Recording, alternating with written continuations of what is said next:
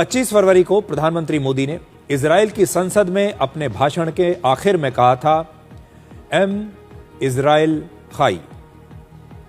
ये इजराइल की लोकल भाषा हिब्रू के शब्द हैं और हिंदी में इसका मतलब होता है इजराइल अमर रहे। और यह नारा सुनते ही वहां संसद में मौजूद बेंजामिन नेतन्याहू सहित सभी सांसद खड़े हो गए और जोर से तालियां बजाने लगे और यह तालियों का सिलसिला काफी देर तक ऐसे ही चलता रहा। इसलिए अब यह देखिए कि प्रधानमंत्री मोदी जब इजराइल की संसद में गए तो वहां उनका कितना शानदार स्वागत हुआ।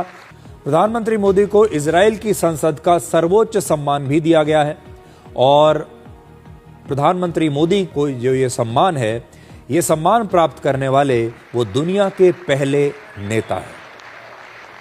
प्रधानमंत्री मोदी को खुद इजराइल की संसद के स्पीकर ने यह सम्मान दिया और तब इजराइल की संसद में लगातार तालियां बजती रहीं और प्रधानमंत्री मोदी के नाम के नारे भी वहां पर लग रहे थे।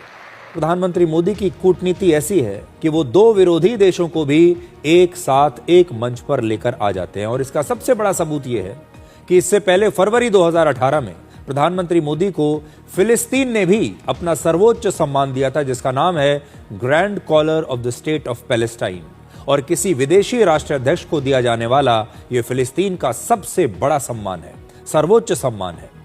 तब प्रधानमंत्री मोदी को फिलिस्तीन के राष्ट्रपति महमूद अब्बास ने सम्मानित किया था और इजराइल और फिलिस्तीन, जैसा कि आप जानते हैं, ये दोनों कट्टर दुश्मन हैं और हाल ही में गाजा में इजराइल और हमास के बीच एक बहुत बड़ी लड़ाई हो चुकी है और गाजा फिलिस्तीन में ही है और आप जानते हैं कि किस तरह के संबंध हमास और इजराइल के बीच हैं, किस तरह के संबंध फिलिस्तीन और इजराइल के बीच हैं। लेकिन इसके बावजूद इन दोनों ही कट्टर दुश्मन देशों ने प्रधानमंत्री मोदी को अपने अपने देश का सर्वोच्च सम्मान दिया है। अब तक प्रधानमंत्री मोदी को पूरी दुनिया के 30 देशों ने अपना सर्वोच्च सम्मान दिया है। इससे आपको पता चलेगा कि भारत की फॉरेन पॉलिसी इस समय क्या है और पूरी दुनिया इस समय भारत को किस नजर से देखती है। लेकिन यह एक चमत्कार से कम नहीं है कि इजराइल भी अपने देश का इतना बड़ा सम्मान प्रधानमंत्री मोदी को देता है और इजराइल का जो कट्टर दुश्मन है फिलिस्तीन, वो भी अपने देश का सर्वोच्च सम्मान प्रधानमंत्री मोदी को देता है।